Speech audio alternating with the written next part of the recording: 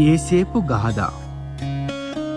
కుమారుల అంతమందిలో తండ్రి చేత ఎక్కువగా ప్రేమించబడి ఎంతో ఇష్టమైన వాడుగా ఉండేవాడు యేసేపు. తండ్రి పేరు యాకోబు. ఇతనికి చాలా మంది కుమారులున్నారు. అందరూ కలిసి 12 మంది. అందులో మొదటివాడి పేరు రూబేను. అతడు అప్పుడే పెద్దవాడిగా ఉన్నాడు. అందరిలో చిన్నవాడి పేరు బెన్యామీను. బెన్యామీను చాలా చిన్న బాలుడు. యేసేపు కూడా యాకోబు కుమారుల్లో ఒకడు. అయితే యేసేపు ఎందుకు తన తండ్రికి ఎక్కువగా ఇష్టమైన వాడుగా ఉండేవాడు తెలుసా? బెన్యామీనుకు కొంచెం పెద్దవాడుగా ఉండేవాడు యేసేపు. అంటే బెన్యామీనుకి అన్న. యేసేపు బెన్యామీనుల తల్లి ఎవరో చెప్పగలరా మీరు? అదేనండి, రాహేలు. ఆమె చనిపోయింది. అది కూడా మీకు గుర్తుందనుకుంటాను. యాకోబు రాహేలును చాలా ప్రేమించాడు. అందుకనే ఏమో యేసేపు బెన్యామీనులంటే యాకోబుకి ఎంతో ప్రేమ. అయితే అందరికంటే యేసేపు అంటే మరీ ఎక్కువ ప్రేమ. యాకోబు ఇలా చేయడం సరికాదు. తల్లిదండ్రులకి పిల్లలు అందరూ సమానంగానే ప్రేమించాలి. యేసేపు తండ్రికి అందమైన బహుమానం ఇచ్చాడు. అది ఒక రంగుల అంగి. మిగిలిన కొడుకులకు కూడా అలాంటి బహుమానం దొరికిందా? లేదు, యేసేపు ఒక్కనికే. అది యాకోబు చేసిన పొరపాటు. సోదరులకు యేసేపు మీదగా అసూయ కలిగింది. వాళ్ళతో మంచిగా ఉండటం ఇష్టం లేదు. కొన్నిసార్లు సోదరులు చిలిపి పనులు చేసేవాళ్ళు. మనం చేసిన పని నాన్నకి తెలియకుండా వరకు పర్వాలేదు అనుకునేవాళ్ళు. ఇది యేసేపు విచారం కలిగించేది. ఎందుకంటే అతడు దేవుణ్ణి ఎక్కువగా ప్రేమించేవాడు. అతడు ఆయనకు భయపడేవాడు. అందువల్లనేమో పాపం చేయడం చూచి విచారపడేవాడు యేసేపు.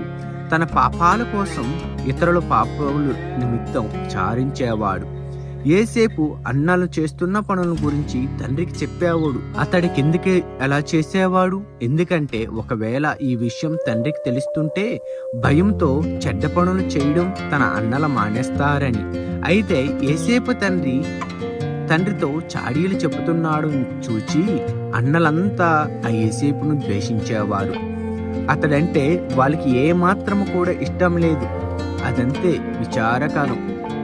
అన్నా తమ్ములు, అక్క చెల్లెళ్ళు అందరూ కలిసిమెలిసి ఉండాలని, ఒకరినొకరు ప్రేమించుకోవాలని దేవుడు కోరేది అదే.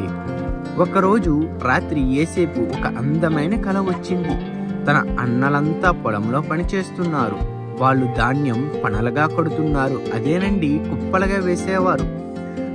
యేసేపు పన లేచి నిటారుగా నిలబడింది. మరి అతని అన్నలు కట్టిన పనులు ఏం చేస్తున్నాయి? అవన్నీ యేసేపు పనుల చుట్టూ నిలబడ్డాయి. తర్వాత అవన్నీ యేసేపు పన రాజైనట్టు దాని ముందు మోకరిల్లాయి. అదంతా చక్కని కళ యేసేపు వచ్చింది. యేసేపు ఈ కళను తన తండ్రికి, తన అన్నలకి చెప్పేవాడు. ఆహా, అతని అన్నలు ఇది విని చాలా పాపం తెచ్చుకున్నారు. యేసేపును చూచి వాళ్ళు మేము మీ సేవకులమా అనుకున్నారు. నీవు మాపై అధికారం చేస్తావా? మేము ఎంత మాత్రం అలాగ అనుకోము అనుకున్నారు అన్నారు. యేసేపుకు మరో కళ వచ్చింది. ఆ కళ అతడు ఆకాశం పైకి చూస్తున్నాడు. అతడు సూర్యుడు, చంద్రుడు, 11 నక్షత్రములను చూచాడు. సూర్య చంద్రులు అతని తల్లిదండ్రులు, 11 నక్షత్రాలు అతని అన్నలు. అరే, ఏం జరుగుతున్నదో చూడండి. సూర్య చంద్రులు, నక్షత్రాలు అన్నీ యేసేపు ముందు మొక్కుతున్నాయి. మళ్ళీ సరిగ్గా అదే ముందు కలలో అతడు రాజైనట్టు ఈ యొక్క కలలో కూడా రాజుగానే కనిపించాడు. ఈ కలను కూడా యేసేపు వాళ్ళకి చెప్పాడు. ఇది విన్న అన్నలు మరింత కోపగించుకున్నారు. వాళ్ళు యేసేపును ద్వేషించారు. తండ్రి యాకోబుతో ఇలా అన్నాడు, యేసేపు, నిజంగా మేమంతా నీ కాళ్ళకు మొక్కుతామా అనుకుంటున్నావా? నీవు కన్న కళ్ళన్నీ మర్చిపోవడం మంచిది. అయితే యేసేపు దానిని మర్చిపోలేదు. ఈ కలను దేవుడు పంపాడా? యేసేపు ఎప్పటికైనా రాజవుతాడా? దేవుడు చెప్పిందంతా, దేవుని వర్తమానం ఏదైనా సరే అది నెరవేరుతుంది. దీని విషయంలో యాకోబుకు ఏ అనుమానమూ లేదు. మిగిలిన వాళ్ళు చెప్పేవి అన్ని వేళలా జరగకపోవచ్చు. మనుష్యులు చాలాసార్లు మర్చిపోతారు. దేవుడు మాత్రం చెప్పేది ఏనాడు మరవడు.